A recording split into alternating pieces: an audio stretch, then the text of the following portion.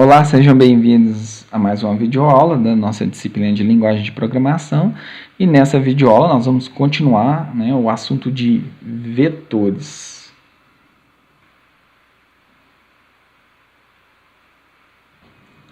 Na primeira videoaula nós entendemos o que são vetores, nós aprendemos a declarar e instanciar. E agora nós vamos ver como que a gente consegue atribuir valores, ou seja, inserir valores, inserir dados dentro de um vetor. Bom, na primeira linha de código aqui, não é novidade, eu tenho uma declaração de um vetor chamado alunos, do tipo string. E quantas posições que ele tem? Ele foi instanciado com 5 posições. Ou seja, ele começa do índice 0 e vai até o índice 4. Então, o que a gente tem que fazer para jogar um valor dentro de uma célula? O que a gente precisa fazer é muito simples. A gente tem que pegar o nome do nosso vetor, que nesse caso é alunos, e eu tenho que informar dentro do cochete qual informação, qual a posição que eu quero inserir um dado. Nesse caso, na primeira linha, então vai ser o quê? No índice 0, eu quero inserir o nome de quem? Da Mary. Vendo? No índice 1, eu não quero inserir nada, eu estou inserindo um valor vazio, uma string vazia. Tá? No índice 2, que é a terceira posição, eu estou jogando quem? O Thomas, olha aqui, que é justamente na terceira posição, onde o índice é 2, eu estou jogando a pessoa que tem o nome de Thomas. O índice 3, eu não quis manipular ele, então ele vai continuar vazio, tá? Não quis inserir nada nele. E eu inseri aqui no índice 4 o Johnny. Então, o Johnny agora está dentro da posição 4. Vocês têm que ter isso em mente. Toda vez que vocês forem trabalhar com vetor, vocês têm que ter o nome do vetor e a posição que vocês querem trabalhar. Imagina um carteiro. O carteiro ele chega numa rua, ele tem que entregar a carta. O que é a informação importantíssima para ele? O nome da casa, para ele justamente colocar aquela carta na casa correta. Não é isso? Então é a mesma coisa aqui com vetores. Você sempre tem que ter o nome do vetor, fazendo analogia, você tem o nome da rua, e depois você tem que ter o quê? A posição de memória, a posição do vetor. Fazendo analogia novamente com o número da casa. Sem essas duas informações, rua e número da casa, o carteiro não trabalha. E a mesma coisa que sem o nome do vetor e o índice, a Java Virtual Machine, ela também vai ficar perdida, ela não vai saber onde que as coisas têm que ser inseridas. Mas vocês podem ver que segue o mesmo padrão que a gente tinha visto de uma variável. A gente coloca a variável aqui, no caso o vetor, e insere o valor aqui, o sinal de atribuição, usa o sinal de atribuição para inserir o valor.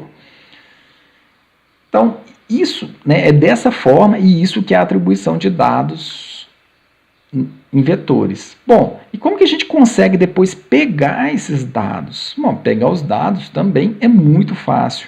A gente sempre vai fazer o uso da mesma coisa, do nome do vetor e do índice que eu quero pegar os dados. Tá? Então, imagine que agora uma empresa vai recolher uma informação lá na rua. Então, se ele chegou no nome da rua correto, ele precisa do número da casa para ele ir lá recolher algum produto, que a empresa foi contratada para carregar. Então, é a mesma coisa aqui. Nós vamos precisar do nome do vetor, no caso é alunos, e a posição, o que eu quero buscar aqui. Nesse caso, o que eu quero imprimir? Do vetor de alunos, eu quero imprimir o que tiver na posição 0. Do vetor de alunos, eu quero imprimir o que tiver a posição 4. Ok? Nesses dois primeiros exemplos, eu simplesmente imprimi os dados. Então, eu dei um system.out.println.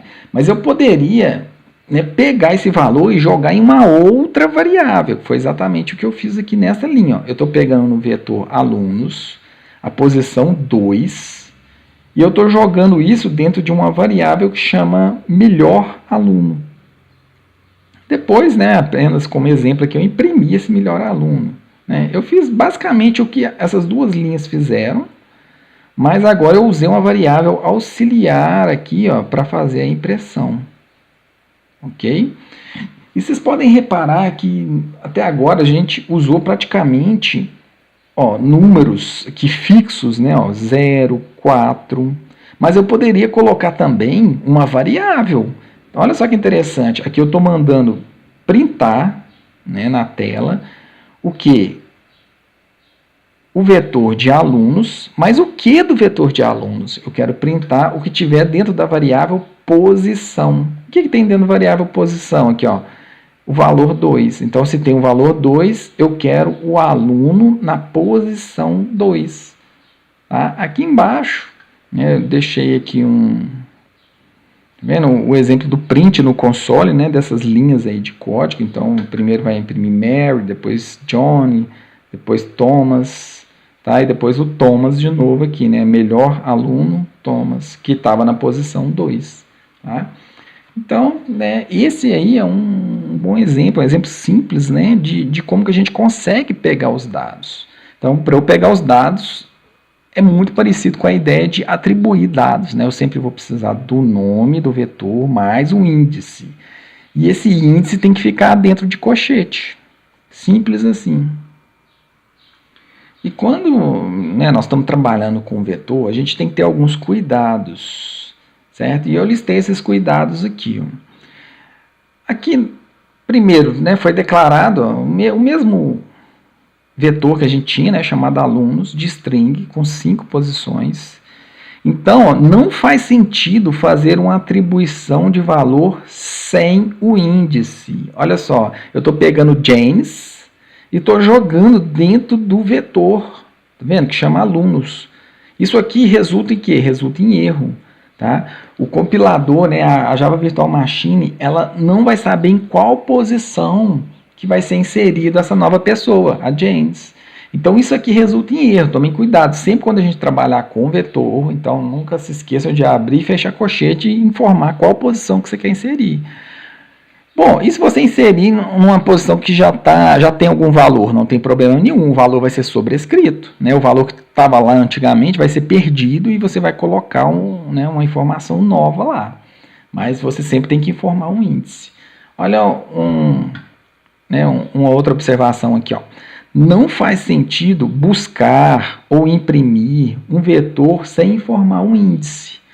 Repare que eu fiz isso aqui, ó, system.out.println, e mandei imprimir alunos. Né? Então, tá errado quem pensa que só de eu fazer isso aqui ele vai conseguir imprimir todos os alunos que estão inseridos ali dentro. Tá? Na verdade, o que o Java faz com isso aqui, ele imprime a posição de memória da primeira célula.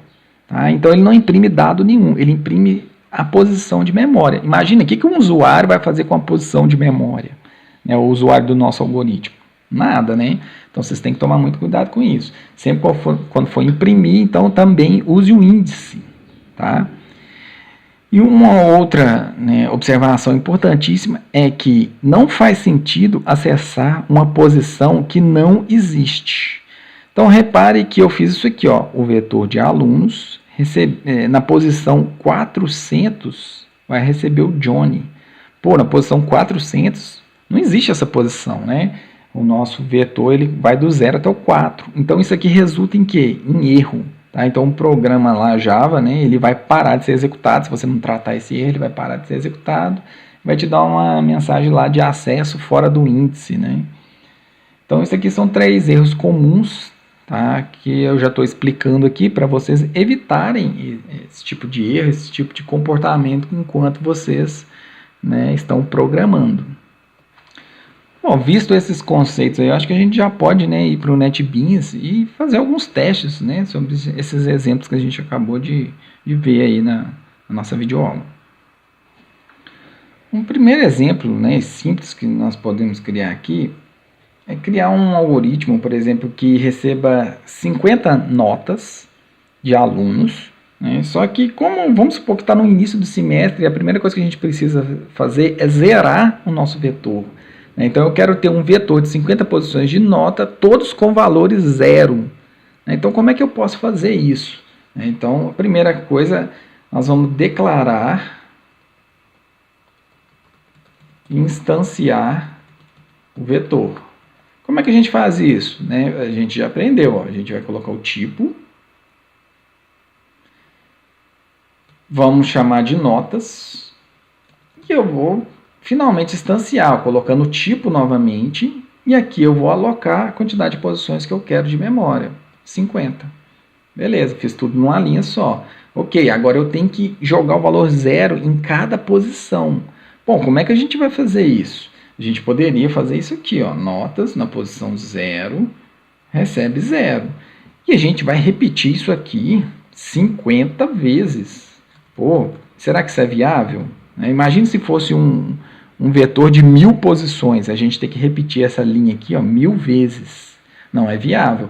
Bom, e qual é a solução? A gente já sabe a solução, né? Nós aprendemos em videoaulas estruturas de repetição. Então, o que a gente vai fazer é uma estrutura de repetição, onde nós vamos colocar aqui um índice, ó, variando, né? Eu vou chamar ele de I, e ele vai ficar variando de 0 até 49, e a gente vai inserir o valor 0 em cada posição. Ok? Então, muitos dos problemas que nós vamos trabalhar com vetores, eles vão estar relacionados com laço de repetição, justamente por causa disso, porque, né, são diversos comandos que são executados em cada posição do vetor. Então, eu vou precisar repetir isso, né, N vezes, né, a quantidade de vezes que o vetor cabe. Então, para a maioria dos problemas, né, a gente vai ter que usar um for, um while, um do while. Okay? Então, aqui eu vou criar um for, declarar a variável i de índice, e ela vai começar do valor 0. Eu comecei do valor 0 justamente porque o vetor, o primeiro índice do vetor é 0. Ok? E aqui nós vamos fazer a condição de parada. Enquanto que o índice ele for menor do que 50. Ele não vai poder ser menor ou igual a 50, porque a gente não tem a posição 50. A gente tem a posição de 0 até a posição 49. Então, se eu colocar aqui um menor ou igual, isso pode resultar em um erro, né? Justamente aquele de acessar um índice que não existe no vetor, porque, como eu disse, um índice vai de 0 a 49. Tá? Então, eu não vou colocar isso aqui, o igual, né? Vou colocar só o menor. E vamos incrementar de 1 em 1, para eu acessar justamente posição por posição, uma por uma. Tá? Então, vamos abrir uma chave aqui. Não era necessário, né? Mas para ficar mais legível, a gente vai fazer isso. Então, olha a ideia aqui, ó. Vou fazer um laço de repetição de 0 até 49, colocando o valor 0 em todas as posições aqui do meu vetor, né? Então, esse I vai ficar variando de 0 até 49 e vamos jogando 0 em tudo. Pronto, é um primeiro exemplo aqui. Tá? Agora, né, vamos supor que a gente quer... Fizemos várias coisas aqui nesse vetor e no final do nosso algoritmo aqui a gente quer imprimir os valores, os 50 valores. Como é que eu faço isso? Muito parecido com isso aqui. Eu vou até dar um Ctrl+C, Ctrl+V, em que eu vou ter que fazer um for, varrendo de 0 até 49, e agora eu não quero imprimir, então o que eu vou fazer? Ó, vou dar um salt com isso aqui dentro do salt. Ó. Então, vou usar o salt aqui, e eu vou imprimir o que tiver em notas no índice I, e esse I vai variar 50 vezes, né, de 0 até o 49. Ok, salvei. Então, se a gente executar isso aqui, ó, nós vamos ver a impressão, né, olha, de 50 vezes o valor 0 aqui. Ó, tá? Então, né, um primeiro contato aí bem simples, bem tranquilo. Agora, vamos supor, então, que eu quero entrar com os dados. Então, como é que eu vou entrar com os dados? Eu posso fazer aqui um outro laço de repetição. Primeiro, eu zerei as informações e, né, vamos supor que eu quero inserir somente as 5 primeiras notas. Então, como é que eu faço? Que eu vou fazer um laço, não até 50, eu vou fazer um laço até os 5. Vendo? E aí, o que a gente vai fazer? A gente já sabe. Nós vamos usar um scanner para entrar com os dados. Então, eu posso criar aqui, mas vamos entrar direto com o dado no vetor. Ó. Então, eu posso fazer alguma coisa do seguinte, ó, notas na posição I, né, essa posição vai variar 5 vezes, então eu vou jogar os dados na posição 0, 1, 2, 3 e 4. Né? Então, eu vou chegar aqui, ó, e vou fazer o quê? O entrada, a gente já tem se declarado lá em cima, em projetos antigos da disciplina. Então, essa entrada.nextInt.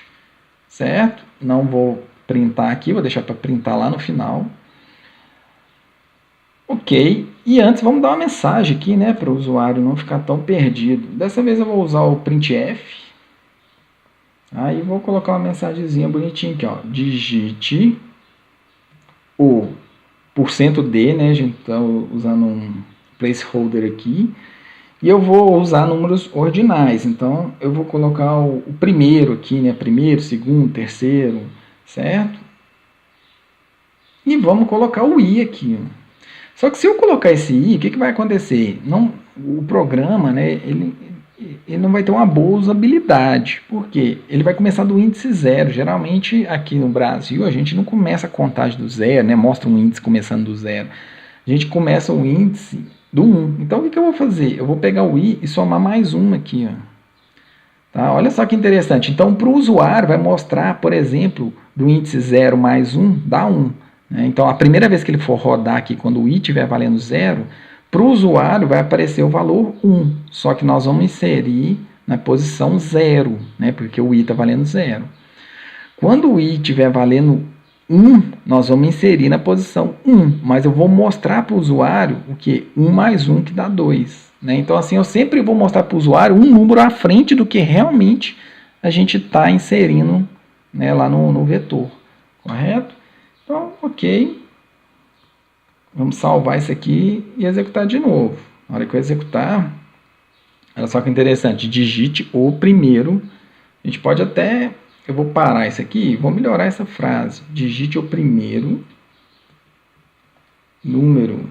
Ó, colocar um espaçozinho, né, para ficar mais bonitinho. E vamos rodar isso de novo.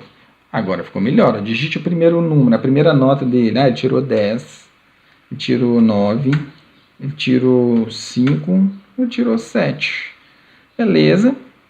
Mais um agora, né? Ó, ele tirou 10 de novo. Ok, vamos ler as 5 notas. Né, o laço de leitura de dados vai terminar e ele vai imprimir as 50 notas que nós temos aqui. Ó. Então a gente tem todas zeradas, porque a gente zerou tudo, e a gente tem as 5 primeiras notas. Ó, 1, 2, 3, 4, 5 e o restante tudo zero, que foi o primeiro laço de repetição que a gente fez ali. Ok?